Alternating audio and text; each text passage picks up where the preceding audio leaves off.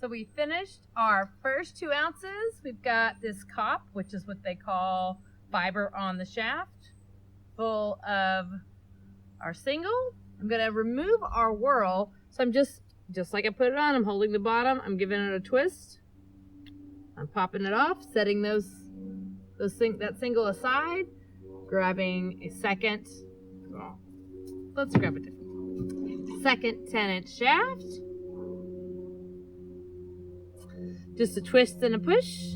I'm gonna start a new single with the white, same way as we talked about before. I'm making this big and thick because I just want to get it done so we can move on.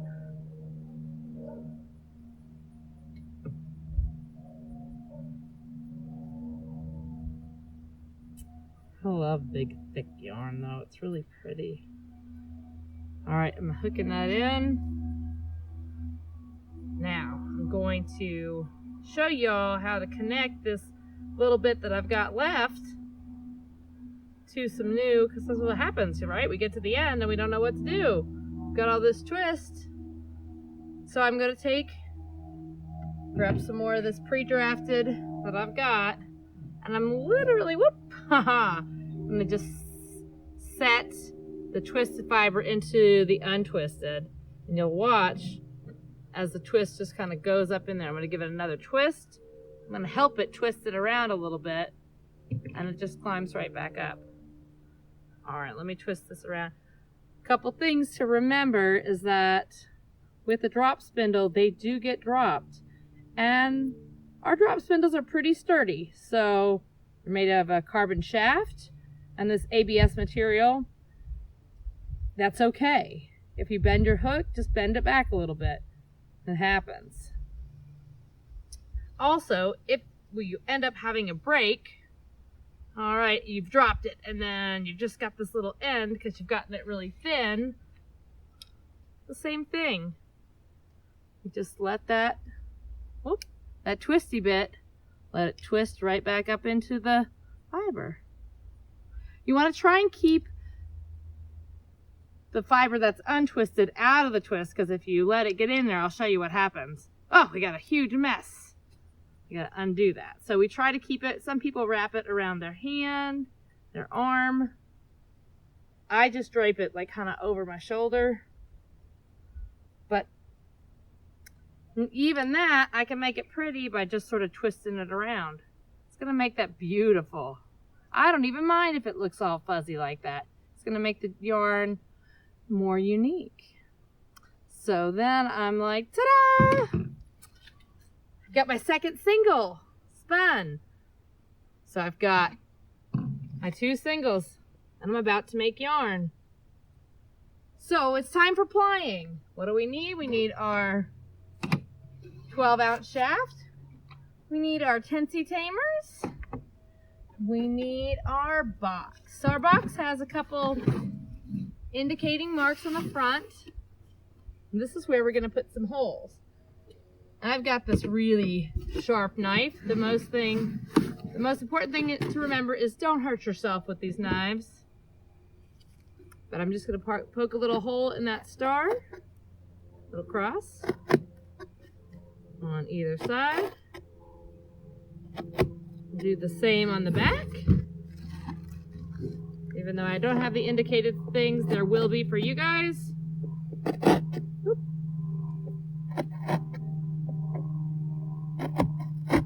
All right, get rid of that red paper. Now, this is the tricky part. We're getting both of our cops inside this box because our box is gonna double as a spindle cake. So I'm going to remove the whirl from here. I always go hook end first just to try and keep the hook safe. Actually, first I'm gonna take my 12-inch and just put a hole in there, kind of waller it out a little bit to make it easier to get those spindles in there. Okay. Now, I'm going to stick the hook in first. And you got to force it, putting it into the hole. Now this fiber will slide up and down a bit on the shaft, but we've got it in there. Let's get the other one. Got the hook through, give it a push. All right. Now we're going to add our Tensi tamers.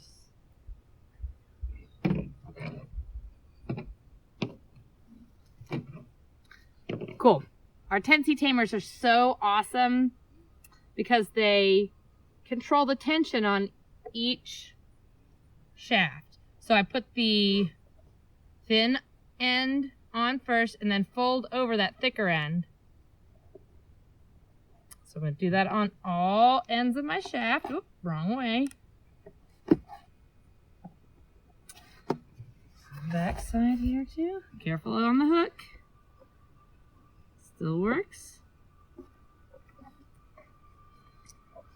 I love our little Tensi tamers. They're so versatile. All right. So now that can control our how fast the shaft spins within that box. If I needed to go a little further, all I got to do is twist on the Tensi tamer and pull it away from the box. Or if I needed to go slower, push it in, and then it holds the tension so it doesn't turn as quickly. Just similar to how you put the whirl on and off. Okay. Now, where's that spindle whirl? And a 10-inch, 12-inch spindle shaft. Same as before. Easy does it.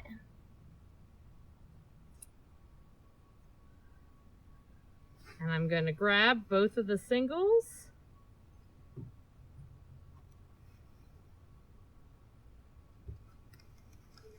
There we go. Now I like to kind of start it out. We've got two singles together and I just let them drape over themselves. They kind of naturally twist around themselves. So you already have an idea of what your yarn's going to look like. And again, hook it on. Now because I had been spinning away from me on both of those singles, I'm going to spin towards me. And I'll let this twist come on up.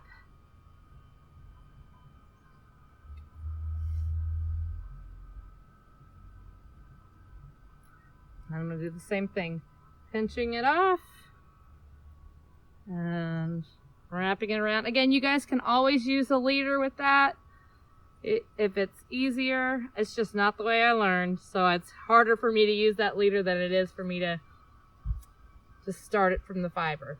All right, so now we're going to apply. So I'm twisting it towards me. I'm letting that twist climb on up.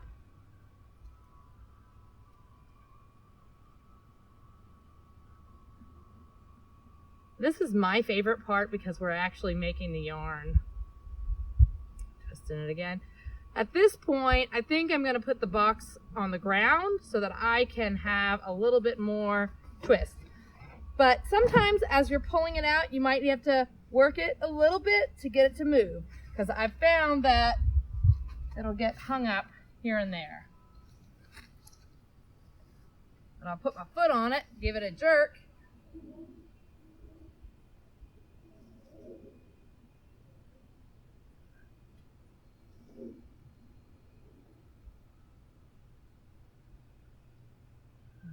Making yarn.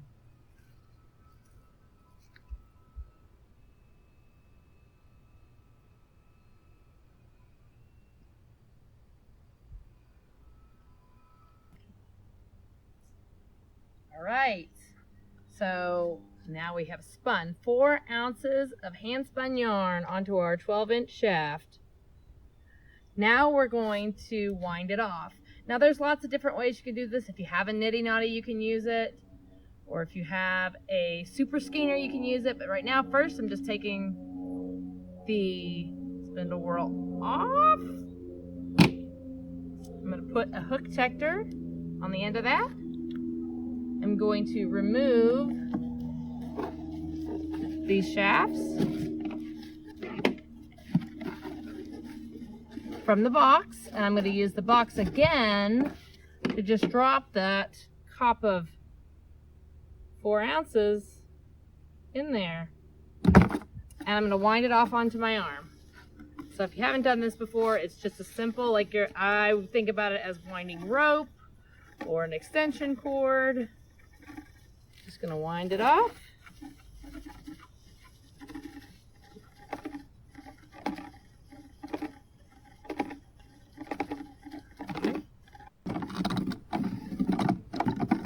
All right, here's the end. Okay, so now I've got this skein of yarn. I gotta wash it. I've got a little bit of string here. Take our cool little gem scissors and get them at Akerworks. I'm gonna tie.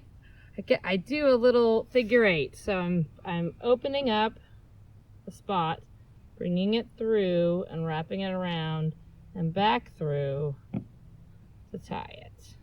But I want to tie it really loosely because I'm going to be washing it so that it can dry easily and I can move it around. So I'm going to give myself 4 of those. Maybe I'll give myself 3, I don't know.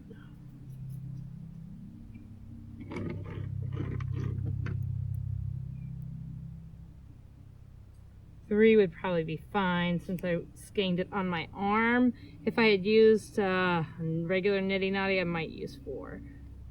But same thing. The figure 8, open it up, through, and then back through. Tie it loosely.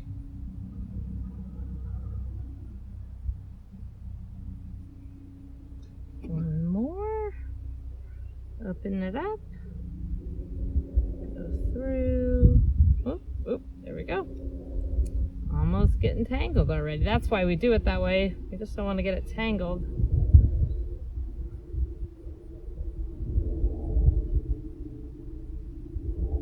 Okay. So now I've got some skein of yarn, and the next thing I need to do is wash it and dry it.